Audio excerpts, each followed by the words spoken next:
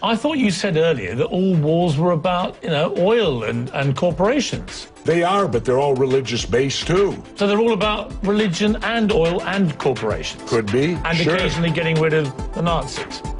Yeah. So my point is, well, the Nazis can be over many things. The Nazis was religious too. Look what they did to the Jews. So that brought religion in.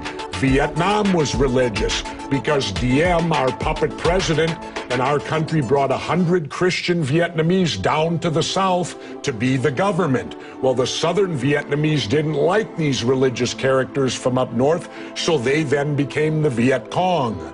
So all wars, pretty much in my lifetime, have had some religious basis, but certainly big business gets in there because wars are very profitable to certain big businesses. And of course, big business needs to be in the Middle East so that we can get the oil out of the Middle East, so we can get the lithium out of Afghanistan. You know, they discovered a vein of lithium there they say is worth $1 trillion. Well, what is lithium used for? Every cell phone, computer, and soon to be electric cars. Let's talk about why we're really there. We're not there. How does any of these wars affect our freedom in any way? The United States is not in any threat. They're not going to do a Normandy invasion on us, Al-Qaeda in Virginia. Yeah, but hang on, you're being slightly naive, aren't you? Because I'm not being naive, sir. I think you are being naive. No. Because I think that it's clear one of the main reasons that America went into Afghanistan was to try and get Al-Qaeda dismantled, the organization which committed the 9/11 atrocity. Really? Well, you don't think so? Well, how come Al-Qaeda put the heroin business out? They took all the poppy growers and stopped the production of heroin. What would you have done? Wait, now how much of that illegal heroin was propping up the international banks with laundered money, and when it dried up, the first recession happened? Well, now that we're back in there, we aligned with the poppy growers, and the heroin business is back up full swing again.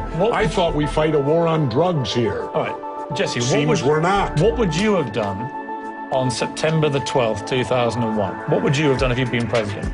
What would I have done? Yeah. I would have done a legitimate investigation to find out what exactly happened on 9/11.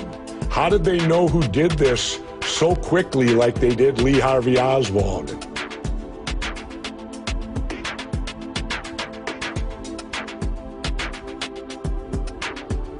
Well, they were struck in a bomb attack which was certainly planned by Osama bin Laden, the Saudi Arabian terrorist leader who is currently living in Afghanistan. Certainly planned by Osama bin Laden. Certainly planned by Osama bin Laden.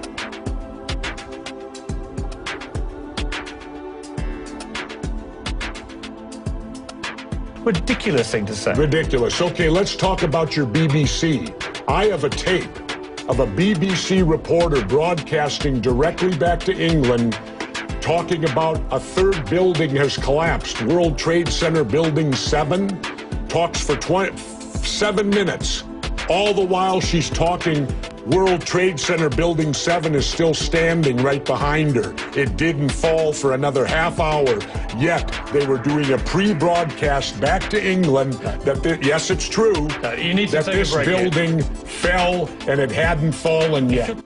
Well, only really what you already know. Details are very, very sketchy. There's almost a sense downtown in New York behind me, down by the World Trade Centers, of just an area completely closed off as the rescue workers try to do their job. But this isn't the first building that has suffered as a result. We know that part of the Marriott Hotel next to the World Trade Center also collapsed as a result of this huge amount of falling debris from 110 floors of the two twin towers of the World Trade Center.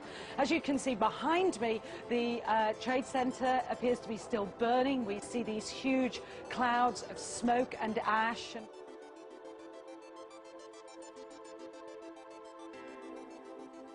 Radio earlier today were completely flabbergasted by it and just couldn't comprehend it. I mean, it almost sounded too far-fetched. I was wondering what it's felt like for you being in Manhattan. Well, unfortunately, I think we've lost the line with...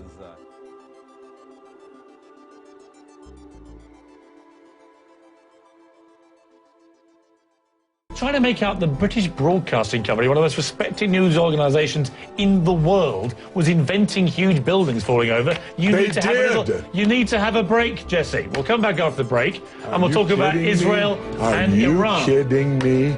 This is a fact, my friend.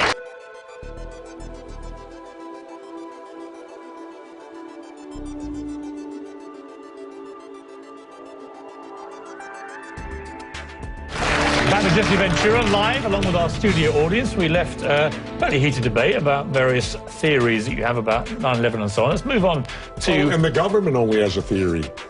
Right, well, the government has No, this is a theory. Their theory is 19 Islamic radicals armed with box cutters defeated our multi-billion-dollar air defense system, all while conspiring with a bearded guy in a cave in Afghanistan. That is exactly what happened. That's their theory. No, that's not a theory, it's a fact. That's their theory. No, Jesse, that's it's a fact. That's what happened. Really? Yes, I'm Were sorry you there? to kill your conspiracy theories, but that is what happened.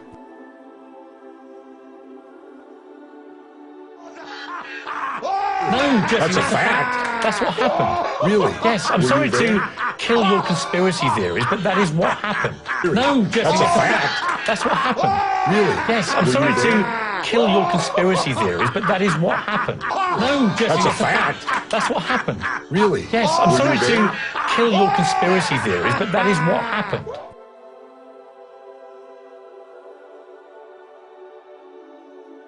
I didn't decide to bomb anybody. No, but you seem to be very You're favorable trying to put words it. into my mouth all the time, which is it's not a very good technique when you're debating with somebody.